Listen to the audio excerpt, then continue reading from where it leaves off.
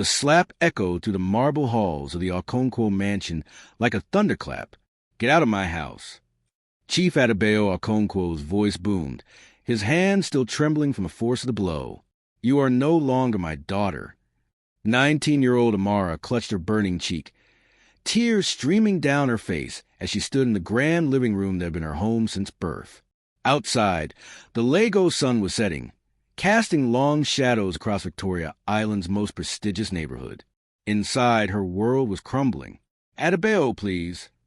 Her mother, Chinyu, fell to her knees, grabbing her husband's expensive ibada. "She's our only child. Our daughter. You cannot do this." Chief Okonkwo shook her off like dust. His eyes, once warm when they looked at Amara, now burned with rage and disgust. "She has brought shame to this family, to the Okonkwo name." He pointed a thick finger at Amara's still flat stomach. "Pregnant, like a common street girl. And she won't even tell us who the bastard father is." "Daddy, please." Amara's voice broke. "I love you. I'm sorry Sorry." He laughed bitterly. "Do you know what the elders will say? What my business partners will whisper? That Chief Adebayo Okonkwo, pillar of the community, could not even control his own daughter." He grabbed the small bag Amara had hastily packed and threw at her feet. "You want to act like you have no home training? Then you'll have no home." "Adebayo, it's past 7 p.m. Chinyu cried, desperation cracking her voice. Where will she go? Lagos is dangerous at night. She should have thought about that before opening her legs. Amara's heart shattered into a million pieces. This was the man who had carried her on his shoulders as a child, who had promised her the world, who had called her his precious jewel. Now he looked at her like she was garbage. "Daddy," she whispered one last time, her hand unconsciously moving to protect her belly. "Security!" Chief Okonkwo bellowed. 2 guards appeared instantly. "Remove this stranger from my property. If she ever sets foot here again, call the police."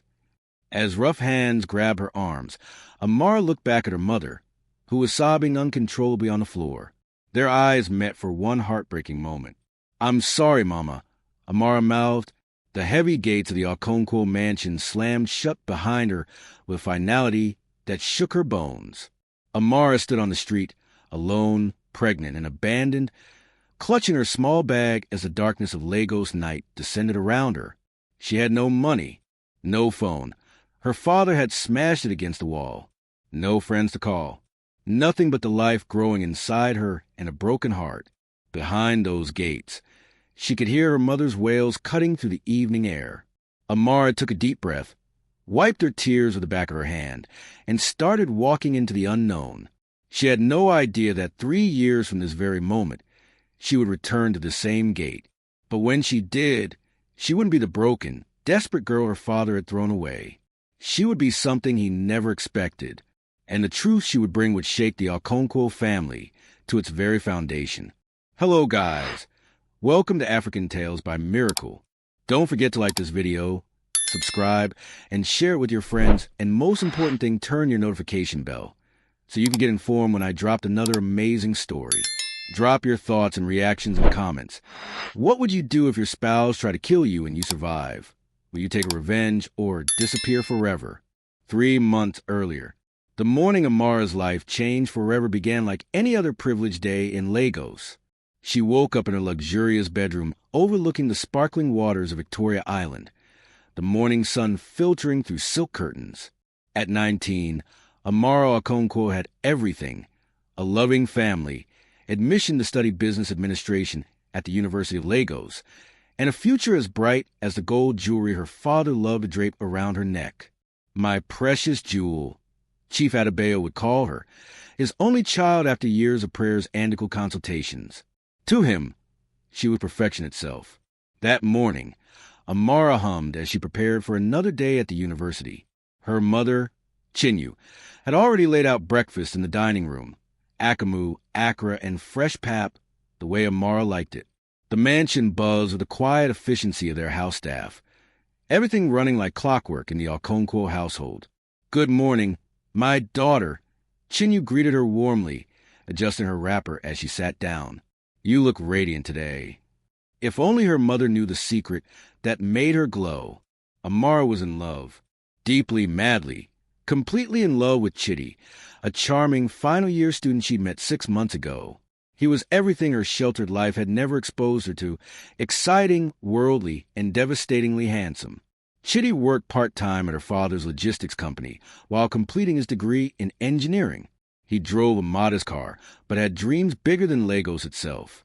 "I'm going to build an empire, Amara," he'd whispered to her one night under the stars at Bar Beach. "And I want you by my side when I do." She believed every word. Their relationship had been a secret, of course. Chief Okonkwo had made his expectations clear. Amara would finish her education, then marry someone from a respectable family, preferably someone with political connections or old money. Love was secondary to dynasty building. But love doesn't ask permission. That evening, 3 months before the fateful confrontation, Amara met Chitty at their usual spot, a small restaurant in Lekki, far from prying eyes. Her heart raced as she clutched the pregnancy test in her bag. She'd taken 3 tests that morning, each one showing the same result, positive. Fear and excitement warred within her. They were young, yes, but Chitty loved her. He'd said so 1,000 times. They would figure out together. "Chitty," she began, her voice trembling as they sat in a corner booth. "I have something to tell you." He looked up from his phone, his handsome face breaking into that smile that always made her weak. "What is it, baby?" I'm pregnant."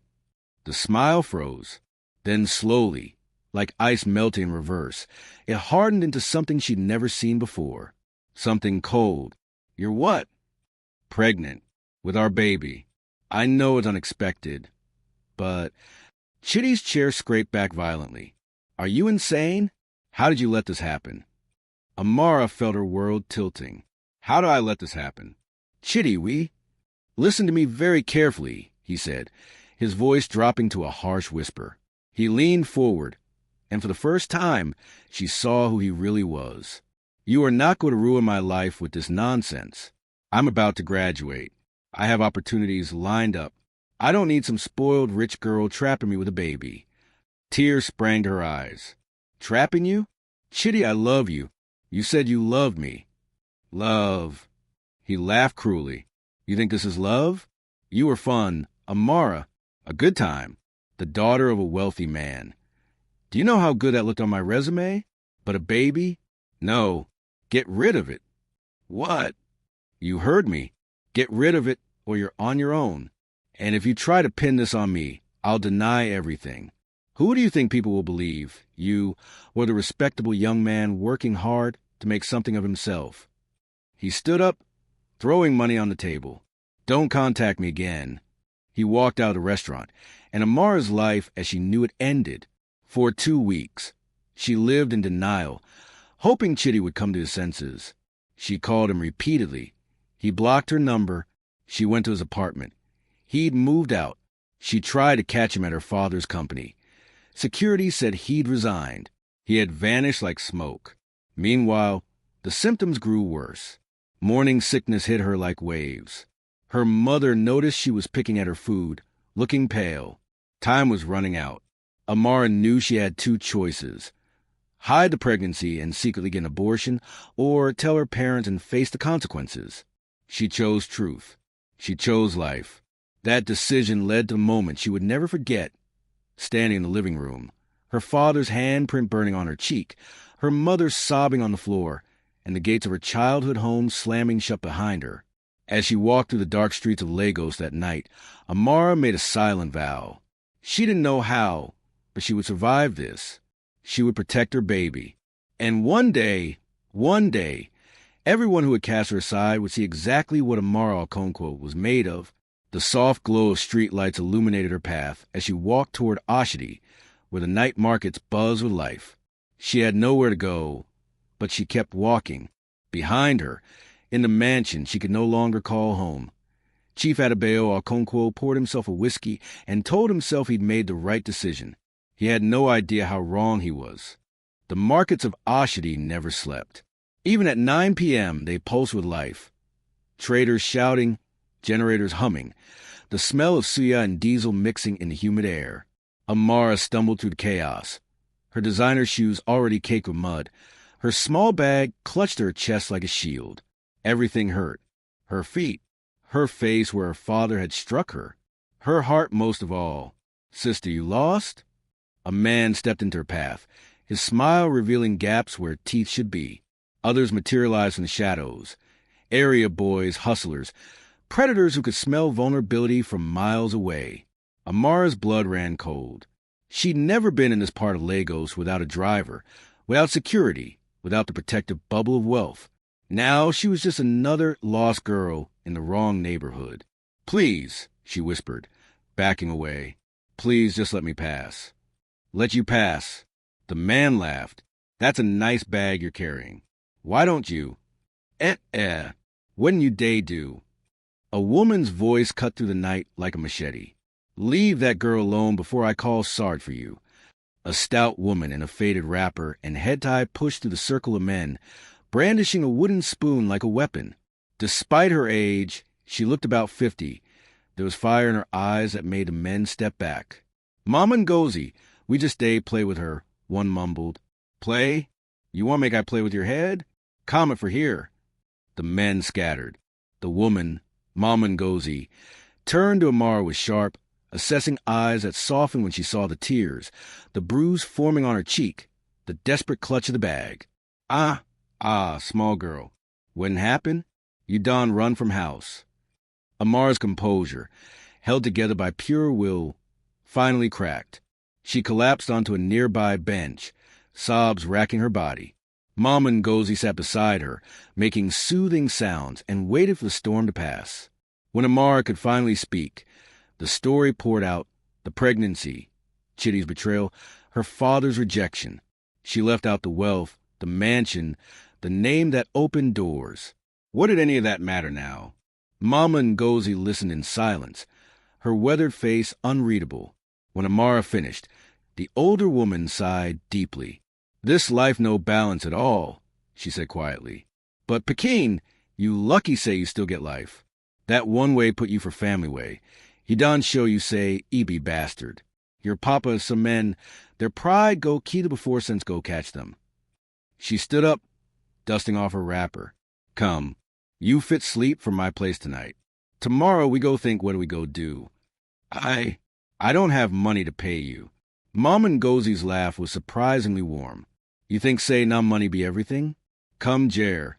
That night, Amara slept on a thin mattress in Mama Ngozi's one-room apartment above her provision shop. It was smaller than her former walk-in closet, with peeling paint and a ceiling fan that squeaked with every rotation. But it was shelter. It was kindness. It was hope. The next morning, Mama Ngozi woke her before dawn. "If you go stay here, you go work. I know they run charity organization." And work Amara did. She learned to arrange goods in the shop, to bargain with customers, to carry heavy loads on her head like the other market women. Her soft hands blistered and bled. Her back ached from standing all day. But slowly, incredibly, she adapted. The market women adopted her as one of their own. They didn't know or didn't care about her past. They saw only a pregnant girl who worked hard and didn't complain. They taught her pidgin English, street smarts, and how to survive in a Lagos her privilege had never shown her. As her belly grew, so did her determination. 6 months into her exile, Mama Ngozi sat her down one evening. "Amara, I don day watch you. You get sense of your head. You know be like these other girls way, just wait for man to save them. When you want to do with your life?" Amara looked down at her swollen stomach. She'd been asking herself the same question every day. "I want to be somebody, Mama. I want my child to be proud of me." "Then you go do am." But he no go easy. It wasn't. When Amara went into labor on a rainy September night, it was in the government hospital at Isolo, a far cry from the private maternity suites she'd grown up expecting. The pain was excruciating. The facility's basic, but when the nurse placed not one but 2 crying babies in her arms, Amara felt something shift deep inside her. Twins, a boy and a girl. What you go name them? Mama Ngozi asked, tears in her eyes. Amara looked at their tiny faces, these perfect beings who depended entirely on her. She thought of her mother, who she missed desperately. She thought of the strength she'd found in herself these past months. "Ibub," she said, touching her son's cheek. "It means glory, and Adi's princess, because no matter where they come from, they are royalty." The twins changed everything. Amara couldn't just work in Mama Ngozi's shop anymore. She needed real money, a real future. She remembered her business classes, the tech conferences her father used to attend, the future she'd been studying for. Using a borrowed smartphone and the free Wi-Fi at a nearby cafe, Amara began teaching herself to code. She watched YouTube tutorials during the baby's naps. She joined online communities. She worked on a marketplace app idea she'd had, something to connect market traders directly with customers, cutting out middlemen. People thought she was crazy. "You? Computer work? With twins," they laughed. But Amara was done listening to people who didn't believe in her. 18 months after leaving her father's house, Amara launched her app, MarketLink. It started small, just Mom Ngozi and a few traders from Chitty, but word spread. The app was simple, efficient, and solved real problems. Within 6 months, MarketLink had 5,000 users. Within a year, 50,000. Investors took notice. A venture capital firm from South Africa offered funding. Amara accepted, scaling the business with ferocity that amazed even herself. She moved into a modest apartment with the twins, hired help, and worked 20-hour days. By the time Abub and Adiz turned 3, MarketLink was valued at 200 million naira and expanding across West Africa. Amara Okonkwo had built herself back from nothing, but success, she discovered, came with its own complications. One afternoon, as she reviewed financial reports in her small office, her assistant knocked hesitantly. "Ma, there's something you should see. It's about your father's company." Amara's hand stilled on her keyboard. For 3 years, she deliberately avoided all news about her family. The wound was still too raw. But curiosity, and something deeper, something she didn't want to name, made her look at the article her assistant pulled up. "Okonkwo Logistics collapses after massive fraud," the headline screamed. Her father's face stared back at her from the photo, older, grayer, broken. The article detailed how his business partner, one Chitty, had embezzled over 500 million naira and disappeared, leaving Chief Okonkwo bankrupt. Chitty, the room spun.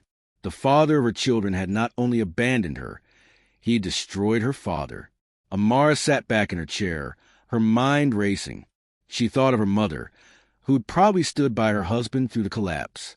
She thought of her father, whose pride had cost him everything, his daughter, his fortune, his dignity. She thought of forgiveness and revenge and the complicated knot of love and pain that family always was. And she made a decision. While Amara was building her empire from the ashes of rejection, Chief Adebayo Okonkwo's carefully constructed world was crumbling like clay in rain. It started 6 months after he'd thrown Amara out. Small things at first. A delayed payment here, a missing shipment there. Chitty Okafor, whom he promoted to chief operating officer, always had explanations that sounded reasonable. The economy was challenging. Clients were defaulting. Nothing to worry about. Chief Okonkwo, consumed by his own bitterness and the gaping hole his daughter's absence had left, didn't look closely enough. "Adebayo, please." Chinyu begged him almost daily. "Let us find Amara. Let us bring her home. I'm dying without knowing if she's safe." "She made her choice," he would roar, drowning his guilt in whiskey and work. "I will not reward her disgrace by welcoming her back. She must learn that actions have consequences." But the universe, it seemed, had consequences in store for him too. The revelation came on a Tuesday morning that would haunt Chief Okonkwo for the rest of his life. His accountant arrived at the mansion at 6 a.m., ashen-faced, carrying boxes of documents. "Chief, we have a problem. A very big problem." The numbers made no sense at first. Transfers to offshore accounts, fake invoices, ghost employees, and at the center of it all, Chitty Okafor's digital signature, authorizing millions in fraudulent transactions. By noon, Chief Okonkwo understood the full scope of the betrayal. Chitty had been systematically looting the company for over a year, since right around the time Amara had gotten pregnant. The realization hit him like a physical blow. Chitty worked for me, he whispered. He had access to everything. Amara was seeing someone she wouldn't name. His accountant nodded grimly. Chief, I think Chitty Okafor is the father of your grandson. The room spun. Chief Okonkwo thought of his daughter, begging him to listen, trying to explain. He thought of how he'd silence her with violence and rage. He thought of Chitty, that smooth-talking young man he'd mentored, trusted, elevated, seducing his daughter while plotting to rob him blind. Where is he now? Chief Okonkwo's voice was hollow. Gone. Disappeared 3 days ago. The police say he fled to Ghana, maybe further. Chief, the company accounts are empty. He took everything. Everything. The word echoed in the hollow spaces of Chief Okonkwo's chest. The next 6 months were a nightmare from which he couldn't wake. The banks foreclosed on the business properties. Creditors circled like vultures. His fleet of luxury cars was repossessed. The mansion, his pride, his legacy, went on the market to pay debts. His friends and business associates, who'd once competed for invitations to his parties, vanished like smoke. The phone stopped ringing. The respect he'd treasured above all else evaporated. This is what you chose, Chinyu said one night, her voice devoid of emotion. They were packing up the mansion, moving to a modest 3-bedroom flat in Surulere, a neighborhood Chief Okonkwo would have once considered beneath him. You chose pride over family. You chose reputation over your own child. And look where it has brought us. Chinyu, his voice cracked. In his hands was a framed photo of 5-year-old Amara, gap-toothed and laughing on his shoulders. When had he become the kind of man who could throw away something so precious? But his wife had no comfort left to give. The stress of the collapse, combined with 3 years of grief over her lost daughter, had taken its toll. Chinyu's hair had gone gray. Her eyes were perpetually swollen from crying. She moved through their shrinking life like a ghost. Then, 2 months after they moved to the small flat, she collapsed. Hypertension, complicated by stress-induced cardiac issues. The doctor at the General Hospital explained. The General Hospital, not the private suite where Chinyu used to go for her yearly checkups. She needs complete rest, medication, and frankly, Chief, she needs peace. Whatever is troubling your family, you need to resolve it. Her heart cannot take much more. Chief Okonkwo sat by his wife's hospital bed, holding her limp hand. She looked so fragile, so unlike the vibrant woman who'd once filled their home with laughter. I'm sorry, he whispered. Chinyu, I'm so sorry. I was a fool, a proud, stupid fool. Her eyes fluttered open. Find her, Adebayo. Find our daughter. Let me see her once more before I die. You're not going to die, he said fiercely, even as fear gripped his heart. Find her, Chinyu repeated. Or, I promise you, I will die with her name on my lips, and you will live with that forever. For the first time in 3 years, Chief Adebayo Okonkwo allowed himself to cry. Great, heaving sobs that came from somewhere deep and broken inside him. He cried for his daughter, wherever she was. For his wife, fading before his eyes. For the man he'd been and the man he'd become. He'd tried to find Amara, of course. Half-heartedly at first, then desperately as his world collapsed. But it was as if she'd vanished from Lagos entirely. None of his old contacts could locate her. The private investigators he could no longer afford to hire had found nothing. Where was she? Was she even alive? Did she hate him? Did she think of him at all? These questions haunted Chief Okonkwo as he sold off the last of his possessions to pay for Chinyu's medication. As he took a job, Chief Adebayo Okonkwo, as a consultant for a logistics firm, earning in a month what he used to spend on a single dinner. Pride, he learned, was expensive, and the bill had finally come due. It was a humid Saturday afternoon, 3 years and 2 months after he'd thrown Amara out, when Chief Okonkwo returned to their flat in Surulere. He'd been visiting Chinyu at the hospital, where she was responding slowly to treatment. He climbed the stairs to their second-floor apartment, his knees aching when had he gotten old, and fumbled with his keys. That's when he heard it, a car door closing. footsteps on the stairs, and a voice, a woman's voice, educated and confident, speaking to someone, carefully with those bags. Yes, bring them all up. Chief Okonkwo turned, standing on the landing, dressed in an elegant Ankara gown that spoke of success, was a woman who took his breath away. She was beautiful, poised, confident, and somehow achingly familiar. Behind her, a uniformed nanny held the hands of two children, twins, a boy and a girl, about 3 years old, with bright eyes and curious faces. The woman met his gaze, and Chief Okonkwo felt his world stop. Those eyes. He knew those eyes. "Hello, Daddy," Amara said quietly. "It's been a while." Chief Okonkwo's knees gave out. He sat down hard on the stairs, his hand clutching his chest as 3 years of grief, guilt, and desperate hope crashed over him like a wave. His daughter, his precious jewel. She was alive. She was here. And she had come home. For a long moment, father and daughter simply stared at each other across the narrow landing. Chief Okonkwo took in everything. Amara's elegant appearance, the confidence in her posture, the expensive phone in her hand, the twins clinging to their nanny's skirt. Nothing about her spoke of struggle or defeat. "Amara?" His voice came out as a broken whisper. "Is it really you?" "Yes, Daddy. It's me." Her voice was steady, but he could see her hands trembling slightly. 3 years hadn't erased everything. The little boy tugged on the nanny's uniform. "Ani, who is that old man? Why is he crying?" Old man. The word struck Chief Okonkwo like a blow. These children, his grandchildren, didn't know him, would never have known him if... "These are your..." He couldn't finish the sentence. "Your grandchildren, Ibub and Adiz." Amara's voice softened as she looked at the twins. "Children, this is your grandfather. And inside that flat is your grandmother, who is very sick." Chief Okonkwo struggled to his feet, pride warring with desperation. "Amara, how did you find us? How did you know we were here?" A sad smile crossed her face. "Daddy, I've always known where you were. I've been keeping track ever since I heard about the collapse of your company." She paused. "I know about Chitty. I know everything." His face crumpled. "Amara, I am so sorry. I was a fool, a blind, proud fool. If I had listened to you, if I had protected you instead of casting you out, Chitty played us both. He destroyed you, then he destroyed me." "He didn't destroy me," Amara said firmly. "He tried, but I wouldn't let him." She gestured to the bags the driver was carrying. "I came because I heard Mama is sick.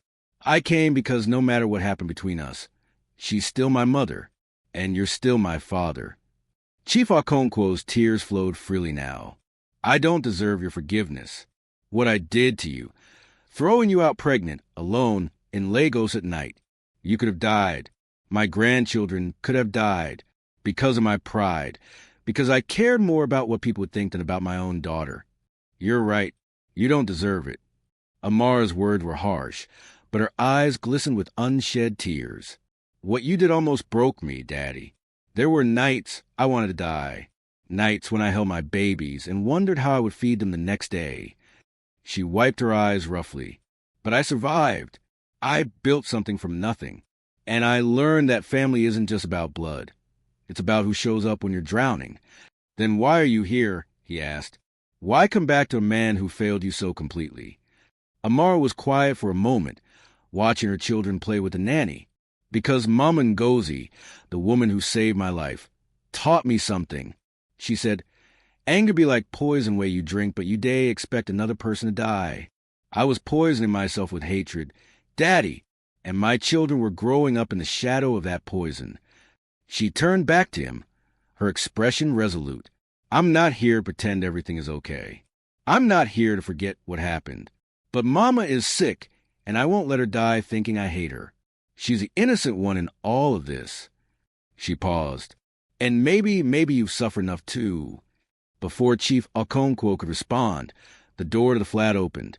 His neighbor, Mrs. Adekunle, who'd been watching over Chinyu, stood there with wide eyes. "Chief, there are people. Oh my God." She recognized Amara. The entire building knew the Okonkwo story. whispered about their fall from grace. Is this Amara? Yes, Ani. Amara greeted her respectfully. I've come to see my mother. Inside the modest flat, Chinyu lay on a bed in the small living room. They'd move her there so she wouldn't have to climb stairs. She was dozing, her breathing shallow, medicine bottles lined up on the side table. When Amara walked in, everything else fell away. She rushed to her mother's side, kneeling by the bed, taking the thin hand in hers. Mama, she whispered. Mama, it's me. I'm here. Chinyu's eyes opened slowly. For a moment, confusion clouded them. Then recognition dawned, and with it, a joy so profound it transformed her entire face. Amara? My daughter? Oh, God, thank you. She tried to sit up, but she was too weak. I prayed every day, every single day. I told your father. I told him we would find you. Sure, Mama, don't strain yourself. Amara was crying now, all her composure crumbling. I'm here. I'm okay. And there are people I want you to meet. She gestured to the nanny, who brought the twins forward. When Chinyu saw the children, she let out a sound between a laugh and a sob. Twins? You had twins? Yes, Mama. Your grandchildren. Ibube and Adiz. The little girl approached cautiously, studying her grandmother with serious eyes. Are you sick, Grandma? The word, Grandma, made Chinyu dissolve into tears. Come here, my precious ones. Let me look at you. Chief Okonkwo watched from the doorway as his wife met her grandchildren for the first time, as his daughter, successful, strong, somehow unmarred by the cruelty he'd shown her, brought light back into their dark little flat. Over the next hour, the story emerged. Amara told them about Mamangozi, about the market, about building Market Link from nothing. She showed them articles about her success, investor meetings, expansion plans. Chief Okonkwo listened in stunned silence. You did all this? Alone, he asked. Not alone. I had help, real help, from people who didn't judge me, people who saw my potential instead of my shame. She looked at him steadily. But yes, I built this business myself. And Daddy, she pulled out her phone, showing him financial statements. MarketLink is now worth 200 million naira. I have investors from across Africa. I have 40 employees. And I did it without the Okonkwo name, without your connections, without anything but my own determination. Pride and shame warred on Chief Okonkwo's face. You become more than I ever dreamed you could be. I became what I had to be, to survive, to give my children a better life. She paused. But there's something you need to know. About Chitty. The room grew tense. Ibube and Adiz, sensing the shift in mood, moved closer to their mother. I know he's their father, Amara said quietly. And I know what he did to you, to the company, to our family. Her voice hardened. Chitty Okafor is a liar, a thief, and a coward. He seduced me while planning to rob you. He abandoned me when I told him about the pregnancy. And then he destroyed your business and disappeared. Have you heard from him? Chief Okonkwo asked, his fists clenching. In 3 years, has he tried to contact you? To see his children? Once, 6 months ago. Amara's face was ice. He found out about MarketLink, about my success. Suddenly he wanted to be involved, wanted to be a father, wanted a piece of what I'd built. Her laugh was bitter. I had my lawyers send him a message. He has no rights to these children, no claim to my business. And if he ever tries to approach me or my family again, I'll have him arrested for abandonment and fraud. Good, Chinyu said fiercely from her bed. That man is a demon. But that's not why I'm telling you this. Amara took a deep breath. I'm telling you because I want you to understand something. Chitty won, not against me. I made sure he lost when it came to me. But he won against us, as a family. He drove a wedge between us that nearly killed all of us. She looked between her parents. I don't know if we can ever be what we were. Too much has happened. Too much pain. But Mama is sick and life is short, and my children deserve to know their grandparents.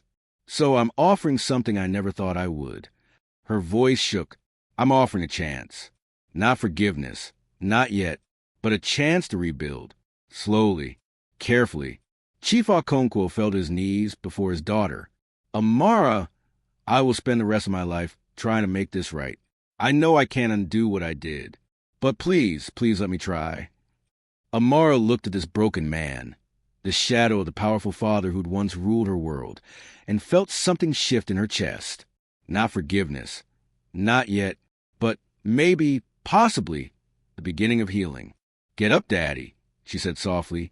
We don't kneel in this family anymore. We stand together, or we don't stand at all. As Chief Okonkwo rose, as Chinyu wept with joy, as the twins explored their new grandparents' small flat with innocent curiosity, none of them knew that the story wasn't over. Because that evening, as they sat together for the first time in 3 years, sharing a meal Amara had ordered from a nearby restaurant, Amara's phone would ring, and the voice on the other end would bring news that would shake everything they thought they knew. The call came at exactly 7:47 p.m. Amara was helping Adiz color in a drawing book when her phone vibrated. An unknown number. She almost ignored it. She'd learned to be cautious about strange calls. But something made her answer. Ms. Okonkwo? A man's voice, official sounding. This is Detective Balogun from the Nigerian Police Force, Economic and Financial Crimes Unit. Is this a good time to talk? Amara's blood ran cold. Detective? What is this about? Her tone made everyone look up. Chief Okonkwo, who'd been playing with a bube, froze. Chinyu struggled to sit up straighter. We've apprehended Chitty, Okafor in Ghana. He's being extradited to Nigeria to face fraud charges related to Okonkwo logistics.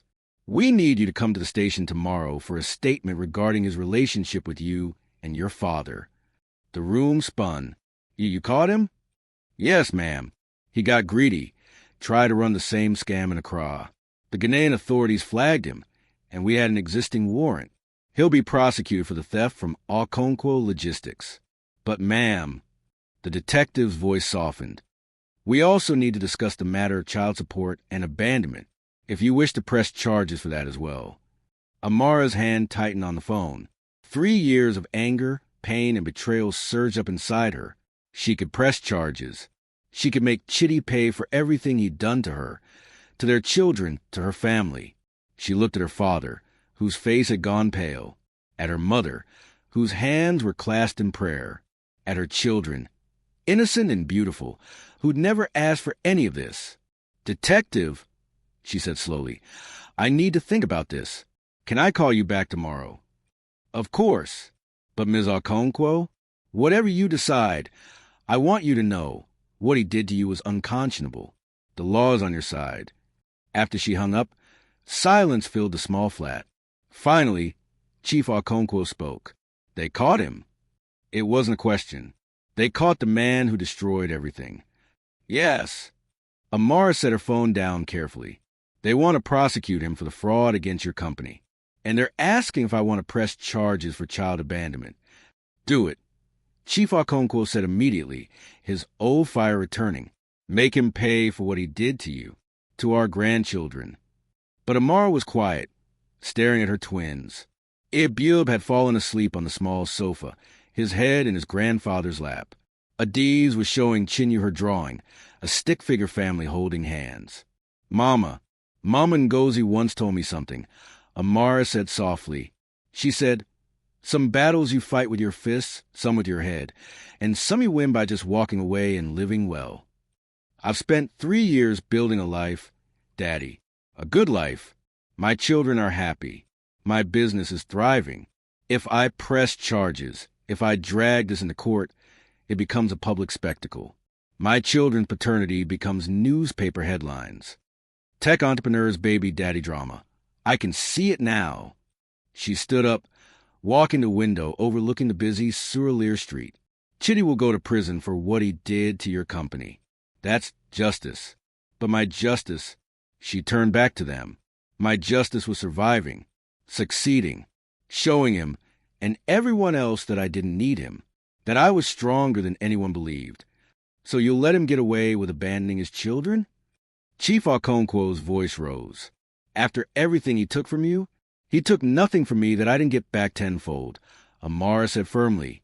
But you're right about one thing. He abandoned his children. So here's what I'll do.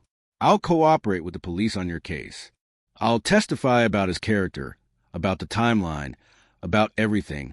That will help put him away for the fraud. But for the child support, she smiled a small, satisfied smile. I'll sue him civilly. Every naira he stole, every investment he made with your money, my lawyers will go after it. And every kobo we recover will go into a trust fund for Abube and Adiz. Chief Okonkwo stared at his daughter with newfound respect. You become a warrior. I became a mother. Same thing. She returned to her seat. But there's something more important we need to talk about. The three of us, we need to decide what happens now. I didn't come here to play a happy family and pretend nothing happened. I came because Mama is sick. But if we're going to move forward, we need honesty. Chinyu reached for her daughter's hand. I was a coward, Amara. When your father threw you out, I should have left with you. I should have chosen my child over my marriage. Instead, I let fear paralyze me. I prayed, yes. I cried, yes. But I didn't act. And that makes me as guilty as your father. Mama, no. Yes, Chinyu insisted. I was your mother. My job was to protect you, no matter the cost. Instead, I protected my comfort, my marriage, my status, and I've paid for it every day since with this guilt that eats at my soul. Tears streamed down her face. I don't ask for forgiveness. I asked for the chance to be the mother I should have been 3 years ago. Amara's own tears fell freely now. I was so angry at you, Mama. Angrier than I was at Daddy, in some ways. Because I understood his pride. I grew up watching it. But you were supposed to be different. You were supposed to choose me. I know, and I will carry that shame to my grave. Chinyu's voice broke. But if you give me another chance, I swear on everything holy, I will never abandon you again. I will be the grandmother these children deserve. I will be the mother you needed. Chief Okonkwo cleared his throat, his voice thick with emotion. My turn. When Amara nodded, he continued.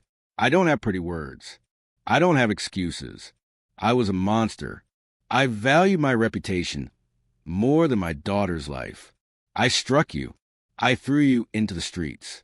I told myself it was about honor, about family name, about teaching you a lesson. He laughed bitterly. The only lesson learned was mine, that pride is a poison that destroys everything it touches. He looked at Abube, still sleeping peacefully. I have missed 3 years of these children's lives. 3 years I can never get back. I don't know if you can ever truly forgive me. Amara, God knows I can't forgive myself. But I'm asking, I'm begging, for the chance to be present for the rest of their childhood, to be a grandfather who protects instead of rejects, to be a father who listens instead of condemns. The flat was silent except for the sounds of Legos filtering into the windows, car horns, distant music, the hum of generators. Inside this small space, a family was breaking and remaking itself. I can't promise forgiveness will come quickly, Amara said finally. There are wounds that won't heal overnight. There will be moments when I look at you, Daddy, and I remember that night. The slap, the gate slamming, the fear. She took a shaky breath. But I can promise to try. For my children, for Mama's health. And yes, maybe for myself too. Because holding on to hate is exhausting, and I'm tired of being angry. She stood up, gesturing around the modest flat. But there are conditions. First, you move out of here. This place is too small, and Mama needs proper care. I have a 4-bedroom house in Lekki. There's a granny flat that's empty. You'll move in there, separate but close. Mama needs monitoring, proper nutrition, and a stress-free environment. Amara, we can't accept. Chief Okonkwo started. It's not charity, Daddy. It's family. And you'll earn your keep. I need someone I can trust to help manage the expansion of MarketLink. Someone with your experience in logistics. You'll work for the company. I'll pay you a fair salary, not family rates. You'll report to me and my board. Can your pride handle working for your daughter? Chief Okonkwo's eyes widened. Then slowly he smiled, the first genuine smile Amara had seen from him in years. My daughter, the CEO. I think my pride can handle that just fine. And Mama, Amara turned to her mother, When you're stronger, I need help with the twins. Real help. Not a nanny, they have that, but a grandmother who can teach them about family, about forgiveness, about second chances. Chitty was crying again, but this time with joy. I would like nothing more. Over the next 3 months, the pieces fell into place. Chief and Mrs. Okonkwo moved into the granny flat. Chinyu's health improved dramatically with proper care, good food, and the presence of her grandchildren. She became Abub and Adi's favorite person, telling them stories, teaching them Igbo, spoiling them with the love she'd stored up for 3 years. Chief Okonkwo threw himself into work at MarketLink with a humility that surprised everyone. He was brilliant at logistics, yes, but more importantly, he was willing to learn.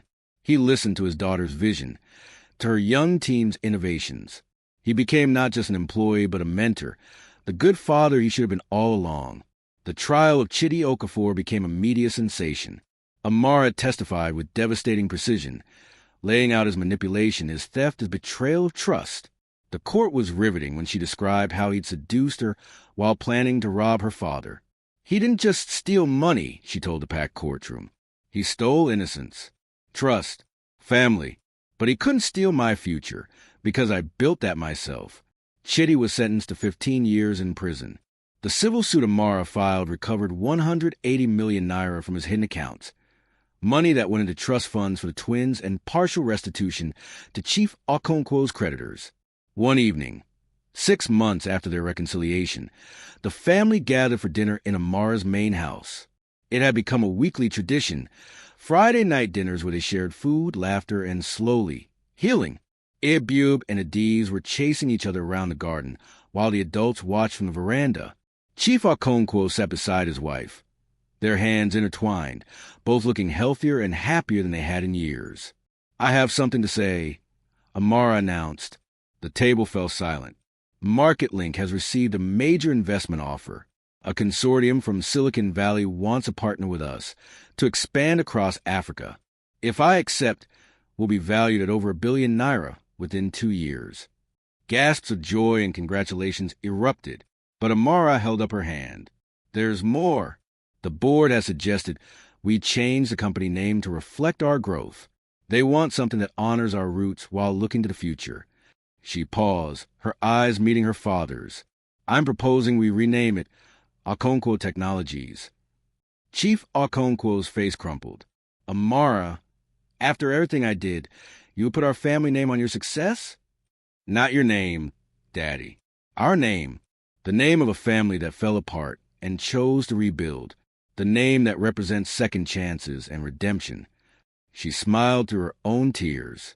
Besides, someone once told me that the Okonkwo name means something. It's time we made it mean the right things. Resilience, forgiveness, and family above all else. Chinyu spoke up, her voice strong now. There's something your father, and I want to give you. It's not much, but... She pulled out a small box. Inside was a necklace, an old family heirloom that had belonged to Chief Okonkwo's mother. This was supposed to be your inheritance. Your father, he buried it in his drawer the night he sent you away. He couldn't bear to look at it, but it's time for it to come home. As Amara fastened the necklace around her neck, Abub ran up to the veranda. Mama, when we grow up, will we have a big company like you? Amara pulled her son onto her lap. Maybe, my love. Or maybe you'll be something completely different. A doctor, an artist, a teacher. Whatever you become, I'll support you. We all will. Because that's what families do. Even when people make mistakes. Adiz asked, climbing onto her grandfather's lap. Especially then, Chief Okonkwo said softly, holding his granddaughter close. Everyone makes mistakes, some bigger than others. But the real measure of a person is whether they can admit they were wrong and whether they can find their way back to love. Your grandfather is very wise now, Amara teased gently. It only took losing everything for him to learn it. Small girl. Chief Okonkwo laughed. You have become too sharp for your own good. I learned from the best. Amara shot back. Both of you taught me how to be strong. Just not in the way you intended. As the evening wore on, as the Lagos sun set in brilliant oranges and purples, As the family laughed and talked and slowly knitted themselves back together, Amara thought about the girl she'd been 3 years ago. Broken, terrified, cast out. She thought about Mama Ngozi, who'd saved her life and taught her that family wasn't just blood. It was choice. She thought about the market women who'd shown her strength came in many forms. She thought about her babies, who'd given her purpose when she had nothing else. And she thought about forgiveness. Not the easy kind that pretended nothing had happened, but the hard kind that acknowledged the pain and chose healing anyway. Her phone buzzed with a message from Mama Ngozi. "I hear you dinner with your papa." "Good. But don't forget where you come from, oh. Come visit your market family soon." Amara smiled and typed back, "Never, Mama. You're all coming to the house next week. I want my children to know everyone who made us who we are." Because that was the truth, wasn't it? She wasn't just a product of Chief and Mrs. Okonkwo's raising. She was a product of every person who'd shown her kindness when she had nothing, every market woman who'd shared her lunch, every customer who'd trusted her fledgling app, every investor who believed in her vision. She was a product of rejection and resilience, of falling and rising, of breaking and healing. "Penny for your thoughts?" her mother asked, coming to stand beside her. "Just thinking about how far we've come," Amara replied. 3 years ago, I was on the street with nothing. Now look at us." "You did that," Chinyu said firmly. "You, my daughter, you took your pain and turned it into purpose. You didn't let what we did to you destroy you. You're stronger than I ever was." "No, Mama, I'm exactly as strong as you taught me to be. You just didn't realize you were teaching me." Amara squeezed her mother's hand. "All those years watching you navigate Daddy's moods, manage the household, keep peace. You showed me how to survive. You showed me that women bend but don't break." From the garden, Chief Okonkwo called out, "Amara, come. Ibub wants you to see the butterfly he caught." As she walked toward her father and her children, Amara reflected on the strange journey that had brought them all here, the betrayal that had broken everything had, in its own twisted way, remade them into something better, something real. She didn't know what the future held. There would be challenges ahead. Building a billion-naira company, raising children, navigating the complicated dance of family reconciliation. But for the first time in 3 years, she wasn't facing it alone. She had her children, her parents, her chosen family from a market. And most importantly, she had herself, tested, proven unbreakable. The gate that had once slammed shut behind her had, finally, opened again. But this time, she was the one who decided when to walk through it. And that made all the difference.